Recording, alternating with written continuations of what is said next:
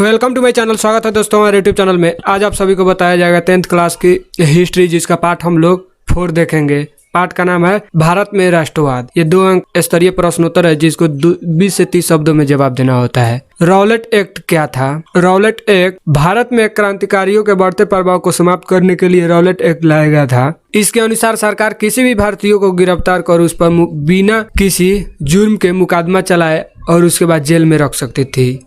भारतीयों ने इस कानून का तीव्र विरोध किया और आगे चलकर रॉलेट एक्ट को वापस होना पड़ा। ये कानून बंद करना पड़ा अंग्रेजों को। असहयोग आंदोलन क्यों वापस लिया गया? 5 फरवरी 1922 ईस्वी को उत्तर प्रदेश के गोरखपुर जिले के चौरा चौरी में राजनीतिक जुलूस पर पुलिस द्वारा फायरिंग के विरोध में भीड़ ने थाना पर हमला कर दिया, जिसमें 22 पुलिस कर्मियों की जान चली गई। अंततः आंदोलन के हिंसक हो जाने के कारण 22 फरवरी 1922 को गांधी जी ने इस आंदोलन को वापस लिया। स्थायी बंदोबस्त क्या थी? अंग्रेजों की कृषि नीति मुख्य रूप से अधिकतम लगान एकत्रित करने के उद्देश्य से बंगाल में स्थायी बंदोबस्त लागू किया गया। इसमें जमींदारों को एक निश्चित भू राजस्व सरकार को देना पड़ता था तथा जमींदार किसानों से अधिक लगान वसूली करते थे। मेरठ षड्यंत्र से आप क्या समझते हैं? मार्च 1929 में सरकार ने 31 श्रमिक नेताओं मजदूर आंदोलन को बंदी बनाकर मेरठ लाया तथा उन पर मुकदमा चलाया गया। इन पर आरोप था कि यह सम्राट को भारत की प्रभुसत्ता से वंचित करने का प्रयास कर रहे थे। इन नेताओं में मुहम्मद अहमद, S.A. डांगे, शौकत उस्मानी, फिलिप तथा ब्रेन बेडली मुख्य थे। खिलाफत आंदोलनकारियों की मांग क्या थी? खिलाफत आंदोलनकारियों की मांग निम्नलिखित थी। तुर्की का सुल्तान को लौकिक अधिकार दिया जाए ताकि वह मुसलमान की रक्षा कर सके। अरब प्रदेश को खलीफा के अधीन होना चाहिए। खलीफा को मुसलमानों के पवित्र स्थलों का संरक्षक बनाया जाए। ये खिलाफत आंदोलनकारियों का मांग थी। यात्रा भारत के बारे में आप क्या जानते हैं? संक्षेप में बताएं। छोटा नागपुर के उराव आदिवासियों ने 1914 से 1920 तक अहिंसक आंदोलन चलाया, जिसका नेतृत्व यात्रा भगत ने किया था।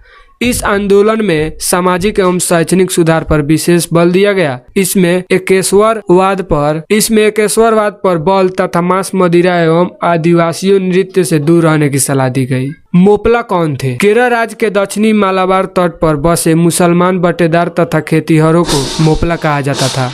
यह अधिकांश छोटे किसान या छोटे व्यापारी होते थे। मोपला मुख्यतः हिंदू, नम्बूदरी एवं नायर भूस्वामियों के बटाईदार काश्तकार थे। राष्ट्रवाद का शाब्दिक अर्थ है राष्ट्रीय चेतना के उदय। ऐसी राष्ट्रीय चेतना का उदय जिसमें आर्थिक, सामाजिक, राजनीतिक एवं सांस्कृतिक एकीकरण महसूस हो सके।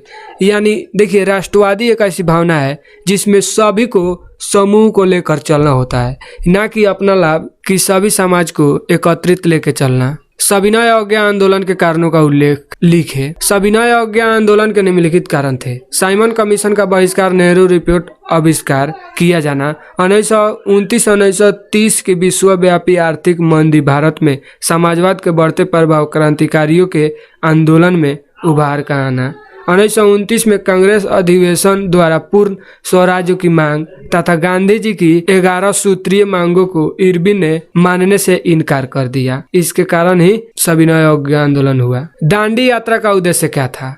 दांडी यात्रा का उद्देश्य था कि समुद्र के पानी से नमक बनाकर नमक कानून का उल्लंघन करना तथा ब्रिटिश कानून के भय को भारतीय जनता के अंदर से निकाल फेंकना। खिलाफत आंदोलन का कारण बतावे। तुर्की का सुल्तान को खलीफा कहा जाता था। इस्लामिक संसार का मालिक माना जाता था। प्रथम विश्व युद्ध में इंग्लैंड के हाथों जब तुर्की की पराजय हुई तो तुर्की के मुसलमान को सत्ता से हटा दिया गया।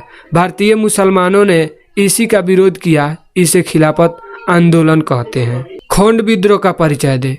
उड़ीसा के सामंतवादी रियासत के दसपल्ला में अक्टूबर 1914 में खोंड विद्रोह हुआ। उड़ीसा के सामंतवादी रियासत के दसपल्ला में अक्टूबर 1914 में खोंड विद्रोह हुआ। यह विद्रोह उत्तराधिकार विवाद से आरंभ हुआ, परंतु शीघ्र ही इसने अलग रूप धारण कर लिया। खोंड विद्रोह का विस्तार पूर्वी घाटी समूह की दुर्गम पर्वत श्रृंखलाओं, कालाहांडी और बस्तर तक फैल गया। इसके विस्तार को रोकने के लिए ब्रिटिश शासन ने विद्रोह का दमन शुरू किया।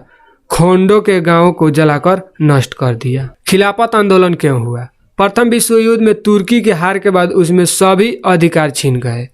तुर्की राज्य छीन बीन हो गया। भारतीय मुसलमानों ने प्रथम विश्व युद्ध में अंग्रेजों को इस शर्त पर सहायता की थी कि वे भारतीय मुसलमानों के धार्मिक मामलों में हस्तक्षेप नहीं करेंगे, रुकावट नहीं देंगे, कोई भी परेशानी नहीं करेंगे तथा उनके धर्म स्थलों की रक्षा करेंगे। परंतु युद्ध के बाद अंग्रेज वादे से मुकर गए। इसी कारण से खिलाफत आंदोलन हुआ। Thank you watching my video.